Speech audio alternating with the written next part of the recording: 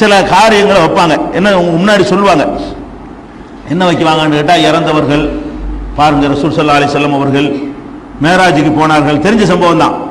போகும்போது மூசா நபி நிப்பாட்டி 50 வக்து 5 வக்து ஆக்குறதுக்காக வேண்டி எத்தனை தடவை அவர் உரையாடல் பண்ணியிருக்காரு. இறந்து போன ஆளு உயிரோடு உள்ள ஆளுக்கு உதவி கூட செய்வார்கள், உதவி இருக்கிறாங்களா. 50 வக்தை வாங்கிட்டு வராம 5 வக்து ஆக்குறதுக்கு ஹெல்ப் பண்ணாலே யாரு? மூசா நபி தானே ஹெல்ப் பண்ணியிருக்கிறாரு. அப்ப இறந்தவர்கள் அப்படி ஹெல்ப் பண்ணி இருக்கிறார்கள்.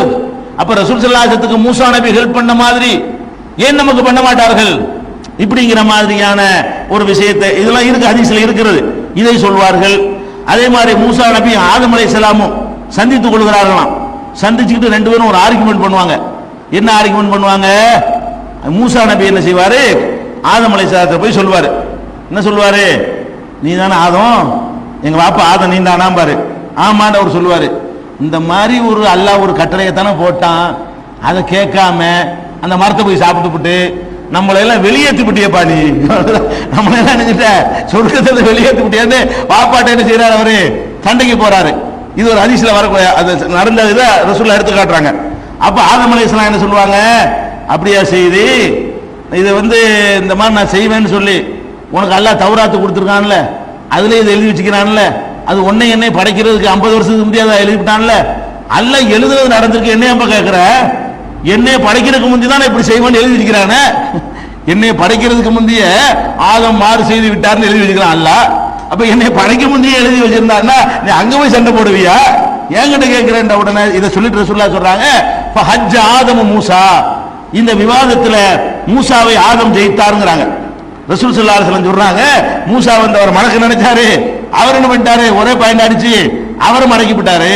இப்படிங்கிற ஒரு ஹதீஸ் புகாரியில 3409, 4738, 6614, 7515, 4736 ஆகிய ஹதீஸ்கள்ல இதெல்லாம் இடம்பெற்றிருக்கிறது.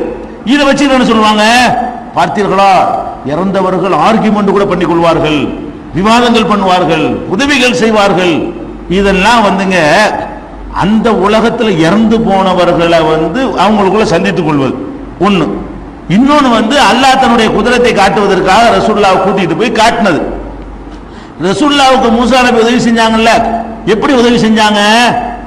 நேரா வர்றாங்க, மூசான்னு பாக்குறாங்க, அஸ்ஸலாமு அலைக்கும், வலைக்கும் சலாம்ங்கறாங்க. அந்த மாதிரி காட்டுன நேரத்துல தான் உதவி கேட்டாங்க. இப்போ அந்த மாதிரி இப்ப காட்ட சொல்லி நாங்களும் கேட்கிறோம். அப்துல் மூசா நபியை ரசூலுல்லாஹ் எப்படி பார்த்தாங்களோ அந்த மாதிரி அப்துல் காதர் ஜிலானி இப்படி வரட்டு, இவர் தான் அப்துல் காதர் ஜிலானி சின்ன வசப்படுத்தணும்னு சொல்லிட்டு நம்ம கேட்குவோம், அவர் தரட்டுமே. அப்படி ஒருத்தர் நேரம் வந்ததை கேட்கலாமே.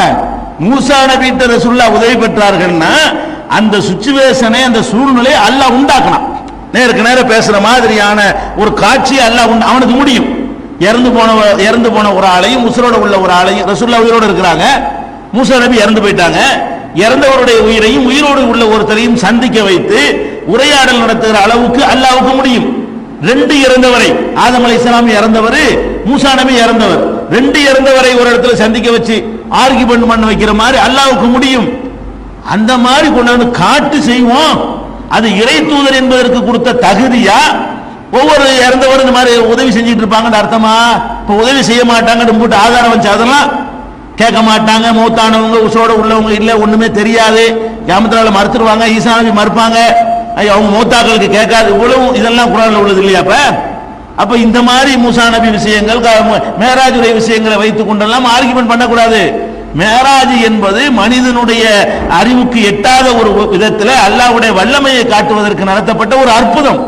அது ரசூலுக்கு கொடுத்த ஒரு அற்புதம், அல்லாஹ் தன்னுடைய ஆற்றலை காட்டுவதற்கு செஞ்ச ஒரு அற்புதம்.